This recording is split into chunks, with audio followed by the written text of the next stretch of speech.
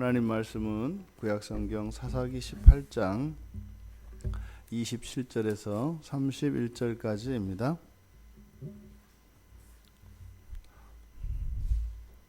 사사기 18장 27절에서 31절까지 우리 같이 읽겠습니다. 단 자손이 미가가 만든 것과 그 제사장을 취하여 라이스에 이르러 한가하고 걱정 없이 사는 백성을 만나 칼날로 그들을 치며 그 성읍을 불사르되 그들을 구원할 자가 없었으니 그 성읍이 베드로흡 가까운 골짜기에 있어서 시돈과 거리가 멀고 상종하는 사람도 없음이었더라. 단 자손이 성읍을 세우고 거기 거주하면서 이스라엘에게서 태어난 그들의 조상 단의 이름을 따라 그 성읍을 단이라 하니라. 그 성읍의 본 이름이 라이스였더라. 단 자손이 자기들을 위하여 그 새긴 신상을 세웠고 모세의 손자요 게르솜의 아들인 요나단과 그의 자손은 단 지파의 제사장이 되어 그 땅 백성이 사로잡히는 날까지 이르렀더라.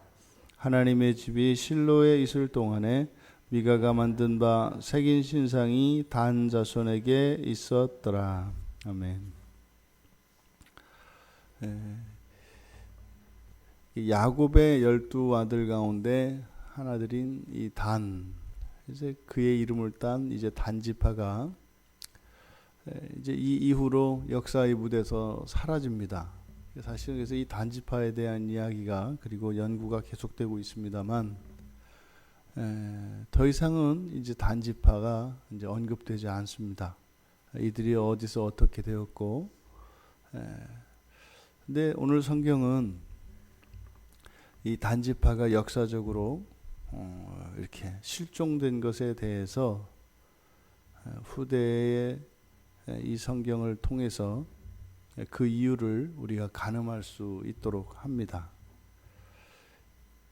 지금 단자손이 보면 미가가 만든 그 우상을 가지고 그리고 제사장을 취하여 이렇게 되는데 지금 27절의 앞에 미가의 우상과 그 제사장 이것을 앞세우고 뒤에 이제 라이스를 정복하는 그 과정을 긴박하게 동사들을 가지고 표현을 합니다.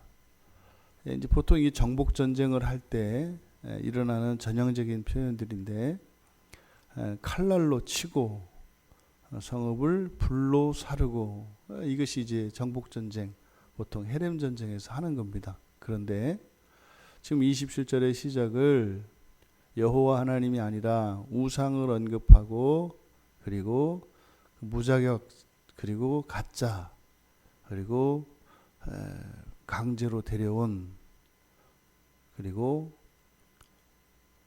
지금 다른 미가의 집에서 가져온 이 모든 것들을 가지고 그러니까 지금 사실은 이 전쟁 자체가 거룩한 전쟁이라기보다는 그저 약탈적인 성격에 불과하다라고 하는 것을 나타냅니다. 그러니까 지금 이 라이스를 정복하고 이래서 여호수아에 가면은 후대에 그 땅을 정복한 것이 그것이 여호와의 분깃으로 기록을 합니다만 실제로 지금 여기에 나타난 이 정복 전쟁의 이야기들을 보면 이것은 불법적인 것이었다라고 하는 것을 강조합니다.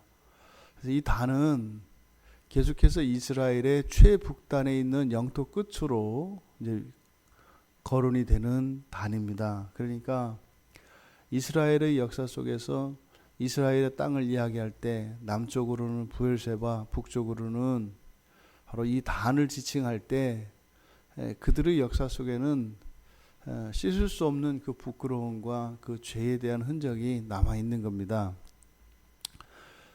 지금 이들이 우상을 앞세우고 이 정복전쟁을 했다는 겁니다.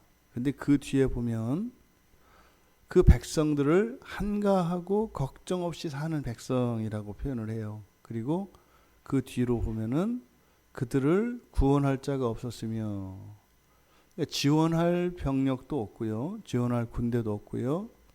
그들은요 한가하고 걱정 없이 그러니까 전혀 이렇게 대응해서 싸우거나 저항할 힘도 없는 그런 사람들이었다라고 하는 것을 나타냅니다.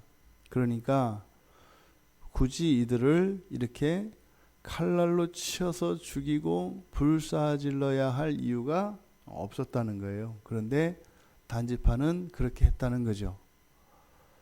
마치 여호와 하나님께서 진멸하도록 명하신 그 진멸시키기 위해서 전쟁을 하는 것과 같이 라이스를 상대했다는 거예요. 근데 사실은 이들이 이렇게 할 수 있었던 것은 라이스 주민들이 그냥 순하고 비폭력적이며 평화를 사랑하는 그런 사람들이었기 때문입니다. 게다가 이들을 도울 수 있는 외부적 지원을 받을 수 있는 그런 형편이 전혀 아니었다는 거예요. 그러니까 지금 단지파는 제사장을 세우고 우상을 세우고 또 하나님께서 이렇게 명령하신 그 헤렘 전쟁을 하는 것과 같이 지금 흉내를 내고 있습니다. 그리고 이제 거기에 성읍을 세우고 거기에 자신들의 조상의 이름을 따서 단이라고 하는 이름을 명명했다라는 겁니다. 이스라엘 지파가 어느 땅을 정복하고 그 땅을 자기들의 조상의 이름을 내지 않습니다. 왜냐하면 이 전쟁의 영광은 하나님께만 가야 하는 것이기 때문에 그것을 그렇게 자신들의 이름을 따서 도시를 짓지를 않죠. 그러니까 지금 이 라이스를 정복하고 있는 이 단지파의 이런 행동들은 철저히 이교적이고 우상 숭배하는 자들이 하는 그런 행위를 지금 하고 있습니다. 그런데 깜짝 놀랄 사실을 이야기합니다.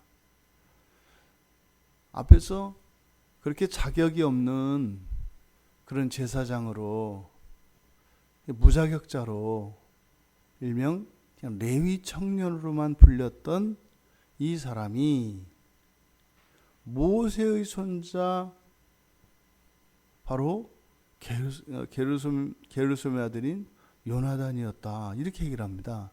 그러니까 지금 이 부분에 대해서 굉장히 학자들 사이에는 논쟁이 뜨겁습니다.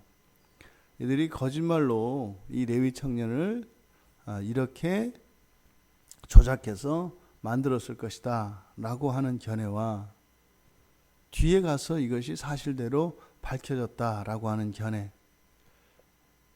심지어는 이스라엘 사람들의 경우에는 모세의 이름조차도 함부로 입에 올리는 것을 가볍게 생각하지 않습니다. 근데 지금 여기에서 일어나는 일을 보면 모세의 손자인데 어떻게 했다는 거예요?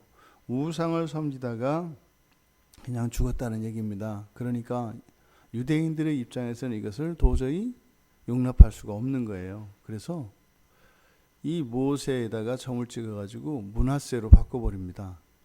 원래는 이게 모세가 아니라 므낫세인데 잘못된 거다. 그래서 므낫세의 손자다. 이렇게 이제 바꿔버립니다. 근데 어쨌든 이것을 조작해서 바꾼 것이냐 뭐냐, 우리들은 그냥 성경을 따라갈 뿐입니다. 그러니까 그 레위 청년으로 알려졌던, 그리고 그 돈과 명예를 찾아서 신의를 배신하고 그렇게 또 우상을 섬기던 그 사람이 바로 기가 막히겠지만 모세의 손자였다는 거예요. 그러니까 이것이 정말 이들의 이스라엘 사람들의 지금 이 타락과 부패가 어느 정도였는가 하는 것을 우리가 알 수 있습니다. 원래 이 제사장의 핏줄은 아론이죠. 아론의 핏줄이어야 합니다. 그런데 지금 모세가, 그러니까 모세의 계보를 따라서 제사장을 하고 있고, 또 더더군다나 그래도 정통파 아닙니까? 모세의 직계자손이면. 그런데 이들이 어떻게 해요? 우상을 섬기고 있다고요. 이거는 도저히 상상도 할 수 없는 이런 일이 지금 벌어지고 있는 겁니다. 그런데 더 끔찍한 것은 그 땅 백성이 사로잡히는 날까지, 이것은 훗날 가서 이스라엘이 멸망할 때까지를 말합니다. 그러니까 그때까지 어쨌다는 거예요. 이 우상 숭배가 중단되지 않았다는 겁니다. 더더군다나 31절에 보면 실로에, 그러니까 하나님의 집이 실로에 있을 동안, 이것은 실로에 하나님의 성막이 세워졌을 때, 그때는 실로를 중심으로 해서 이스라엘 백성들이 다 모입니다. 그러니까 지금 실로에 하나님의 집이 있을 때, 이때는 절기에 반드시 모든 이스라엘 백성들은 모이게 되어 있습니다. 그런데 그들은 어떻게 했다고요? 그들이, 그러니까 미가가 만든 그 신상이 단 자손에게 있었다라고 하는 말은 그들은 거기에 참여하지 않았다는 거예요. 그러니까 이 단지파가 이스라엘 공동체 안에 참여하지 않았고, 또 끝까지 우상을 하나님으로 여기며 그렇게 살았다는 겁니다. 그리고 어떻게 해요? 역사 속에서 사라졌습니다. 근데 이 일이 예수님의 12제자 가운데 가룟 유다에게서도 나타나잖아요. 예수님께서 12제자를 삼으시고 그들을 사도로 임명하셨는데, 그 중에 한 제자가 예수님을 팔아 넘겨요. 십자가에 못 박아 죽게 한 장본인이죠. 그런데 지금 역사의 무대에서 사라지는 이 단자손이 이스라엘 공동체에 참여하기를 거부하고 또 끝까지 우상을 버리지 않음으로써 역사 속에서 사라진 사건과 가룟 유다가 예수님을 팔아넘긴, 그리고 비참한 죽음을 그렇게 맞이해야 했던 그 가룟 유다의 경우를 우리가 비교해 봅니다. 이 공통점이 무엇이겠습니까? 가룟 유다나 단지파나 자신들 스스로는 여호와 하나님을 섬기는 사람들이에요. 열심히 있는 사람들이라니까요. 그러니까 유다의 경우에는 하나님을 섬기죠. 그런데 유다는 자신이 알고 있는 신앙의 한계를 뛰어넘지 않았습니다. 그러니까 하나님의 계시의 기초에서 하나님의 말씀을 따라 신앙생활을 하는 것이 아니라 자신이 규정한 그 삶의 테두리 안에서 하나님을 규정하고 신앙을 규정하는 거예요. 그러니까 참다운 신자로서의 하나님 말씀에 순종하며 굴복하고 나아가는 신자가 아니라 오히려 하나님 목에다가 이렇게 사슬을 채워서 일정 거리 이상 나가지 못하게 하고 자기가 가고자 하는 방향으로 하나님을 가게 할 수 있다고 생각하는 거죠. 이런 모습이 이렇게 단지파에게만, 그리고 가룟 유다에게만 그런 일이 일어나는가 하면 그렇지 않죠. 이스라엘에게 12지파가 있고 예수님에게 12제자가 있었다면 우리에는 12가지 마음이 있는 거예요. 또 우리에게는 12가지 영역이 있고요. 어떤 영역은 신앙 안에 있죠. 근데 그 중에 하나는 이렇게 감춰둔다는 거예요. 절대로 굴복하지 않는 우리의 마음속에 무엇 하나가 있다는 겁니다. 그거는요, 반드시 태워서 없애야 됩니다. 우리가 가나안 땅에 들어와서 여호수아가 맨 처음 정복전쟁을 했던 여리고성은 헤렘 전쟁의 대표적인 전쟁이거든요. 다 진멸해야 되죠. 근데 그것을 아간이 감췄다가 이스라엘 공동체 전체가 정말 큰 어려움에 처하게 되고, 결국은 그것을 감춘 아간도 진멸당하잖아요. 왜요? 진멸될 것을 가지면 그것을 가지고 있는 사람도 진멸되기 때문입니다. 그러니까 진멸되어야 하는 그 요소는 반드시 정화되어야 돼요. 우리가 예수 그리스도께서 우리의 죄책을 대신하여 주신 것, 우리에 대한 우리가 져야 할 죄의 책임을 가져가신 것, 즉 사망이죠. 그것을 가져가신 것과 우리가 우리를 온전하도록 성결하게 하는 이 두 가지는 구별해야 합니다. 예수님께서 우리를 구원하여 주신 사건은 우리들로부터 멸망을 없애주셨어요. 멸망하지 않습니다. 예수를 믿는 사람이 막 죄를 짓고 우상을 섬기고 불신앙을 하다가 죽었어요. 지옥 가는 게 아니죠. 절대로 하나님 손에서 그것을 뺏어갈 자가 없습니다. 우리가 아무리 하나님 손에서 벗어나겠다고 아주 작심을 하고 그런 인생을 살아도 그렇게 되는 게 아니에요. 그런 예수의 능력은 절대적이기 때문에 어느 누구도 최종적인 구원에 있어서는 빼앗아갈 자가 없습니다.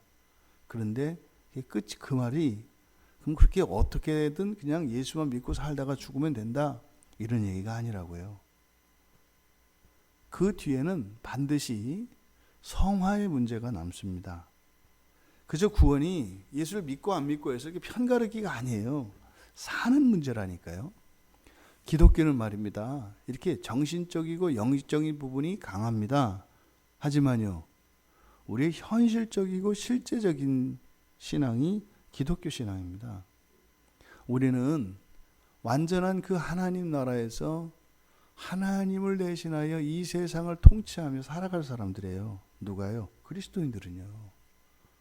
그 얘기는 바보 칠푼이 같은 사람을 데려다가 그 자리에 앉히는 게 아니에요. 그렇게 통치할 수 있는 그런 능력과 그런 권세를 가진 사람들이기 때문에 그게 동시적 사건이다 이 말이에요. 하나님이 임명하셔서 세우시는 것과 또 그 사람이 그런 사람인 것은 이 필요 충분 조건으로서 같이 만나지는 거예요. 그래서 우리가 경건한 신자, 거룩한 성도가 되어야 되는 이유가 바로 그 종말 이후에 살아가게 될 그 영원한 세상에서의 영생과 관계되어져 있는 겁니다. 이 부분은 반드시 해결돼야 한다고요. 그게 요한계시록에서 이야기하는 지옥 버금가는 이런 끔찍한 이런 형벌들과 무시무시한 이런 벌이 진행되어지는 이것은 성도를 온전케 하기 위해서 마치 쇠를 강하게 하기 위해서 불에 담금질하는 것과 같은 그 과정이 남아 있다고요. 이거는요, 살아있는 동안 하든지 죽고 나서 주님이 오시기 그 직전까지, 주님이 완성시키기 그 직전까지 이거는 반드시 해야 되는 과제라고요. 그러니까 하나님께 택함을 받은 자들은 반드시 하나님이 만족할 만한 사람으로 변화가 돼요. 반드시 변화가 돼요. 그 영광스러운 통치의 날이 반드시 와요. 반드시. 근데 그냥 이게 무슨 엘리베이터나 에스컬레이터 타고 그냥 예수 믿고 무임승차로 흘러가는 게 아니라니까요. 단지 구원받은 사람과 구원받지 않은 사람의 차이는 뭐예요? 정말 영원한 그 형벌 속에서 벗어나지 못하고 그것은 소망이 없는 절망 속에서 겪는 거예요. 벗어날 수가 없어요. 내일은 더 큰 고난과 더 큰 고통이 올 거예요. 근데 이거는요, 그치지 않을 거예요. 이게 지옥입니다. 근데요, 사는 동안 온전함을 입지 못했던 신자들이 겪는 그런 고난 반드시 온다니까요. 근데 거기에는 소망이 있어요. 끝이 있다는 걸 안다고요. 그러면서 어떻게 해요? 후회하겠죠. 하지만 소망이 있어요. 그리고 끝이 있어요. 반드시 회복이 돼요. 하지만 그게 그렇게 쉬운 문제가 아닙니다. 우리가 인생을 살아보면서 이런 환난과 어려움을 겪을 때 쉽지 않잖아요. 전혀 뜻밖의 어떠한 경제적인 어려움이나 신체적인 또 관계에 이런저런 어려움을 겪을 때 우리 마음이 얼마나 힘들어요. 우리 안에서 막 그냥 쓴물이 펑펑펑 솟아나오고 정말 살고 싶지 않은 이런 경험을 할 때가 있잖아요. 근데 그거는 뭐 정말 뭐 기껏 해봐야 이 세상에서 일어나는 거래야 100년밖에 더 돼요. 100년은 짧단 말이죠. 지금 이 단지파가 역사의 무대에서 사라지는 이 사건, 이것으로 끝나는 게 아니라는 거예요. 끝나는 게 아닙니다. 그러니까 어떤 사람들이 죽으면 끝이지, 끝이 아니라니까요. 우리는 하나님 마음에 쏙 드는 사람으로 바뀌게 되어 있어요. 바뀌게 되어 있어요. 반드시. 근데 그것이 우리들이 참여함으로 그렇게 될 수 있다는 거예요. 그걸 누가 가르쳐 주셨어요? 예수님이 가르쳐 주신 거예요. 그렇게 할 수 있는 힘이 되어 주셨고 또 그렇게 할 수 있도록 도우시겠다는 거예요. 그것이 뭐예요? 우리가 회개하고 기도하고 말씀으로 우리의 지성을 바꾸며 우리의 본성을 변화시키며, 그게 우리가 이 인생을 살아가는 최대의 과제라니까요. 이것 이외에 더 큰 것이 무엇이 있겠습니까? 근데 이 일이 그저 나 혼자 산에서 돛 닦으면서 하는 게 아니라 내가 누리고 있는, 내가 얻은 이 구원의 복음을 또 전하며 살아야 하니까 이 세상 가운데 있는데, 그래서 우리들의 이런 삶이 가족을 이루고 또 일터를 섬기며 세상 사람들과 관계를 맺고 또 이런 잘한 사람들이 함께 모여서 이렇게 교회를 이루어 하나님을 예배하는 이런 일들을 함께 하며 살아가야 되는 것이 우리의 실상이죠. 여러분, 가룟 유다나 이 단지파는 하나님에게서 등을 돌려요. 근데 예수님을 보세요. 예수님은요, 죽기까지 자기 고집하지 않아요. 자기 주장을 끝까지 가지고 있지 않아요. 철저하게 아버지 뜻에 순종하고 철저하게 아버지 뜻만을 위하여 살기를 기도합니다. 하나님이신 예수님이신데 그래요. 철저하게 말입니다. 그래서 우리들에게 모범을 보여주신 것이죠. 우리 안에 끝까지 순종하지 않으려고 하는, 내려놓지 않으려고 하는, 그리고 이것만큼은 안 된다고 하는 이런 모든 불신앙과 이런 고집스러움들 우리가 극복해야 합니다. 없애야 할 것은 반드시 없애야 합니다. 이게 그냥 잊혀지는 게 아니에요. 우리의 마음속에 있는 이 모든 것들이 밝기 환히 드러나는 날이 옵니다. 그래서요, 해결될 것은 돼야 한다. 신앙의 영역에서 뿐만 아니라 우리 일반은 종에서 우리 일상에서도 이 모든 것들이 거룩해져야 합니다. 왜요? 우리는 새하늘과 새 땅에서 완전한 삶을 누릴 사람들이기 때문입니다.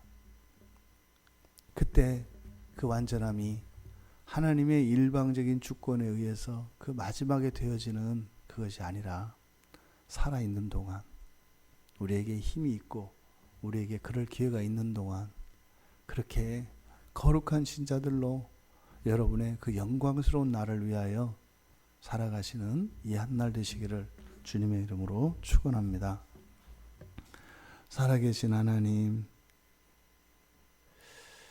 하나님의 백성들 가운데 이제 역사의 무대에서 사라지게 되는 단지파의 그 마지막 삶이 어떠하였던가 하는 것을 보게 되었습니다. 끝까지 우상을 버리지 않고 고집을 꺾지 않으며 그렇게 사라져야 했던 단지파들을 바라보며 저희들의 삶과 저희들의 내면에 고집스럽게 하나님 앞에서 저항하고 또 불신앙으로 단정하고 있었던 이 모든 것들 밝히 드러내 보여주셔서 살아있는 동안 저희들이 거룩함을 회복할 수 있도록 도와주시되 회개의 영을 부어주셔서 저희들의 삶과 내면에 있는 죄악들을 밝히 드러내 보여서 깨닫게 하여 주시고 그것을 하나님 앞에 예수 그리스도를 의지하며 담대히 나아가 회개하고 회개할 때마다 부어주시는 하나님의 용서를 경험하게 하셔서 날로 더욱 거룩한 저희들 모두 될 수 있도록 은혜를 더하여 주시옵소서. 예수 그리스도를 따라 살기 원합니다.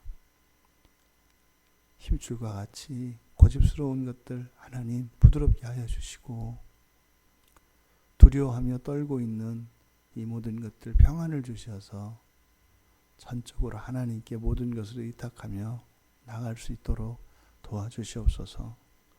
예수님의 이름으로 기도드리옵나이다. 아멘.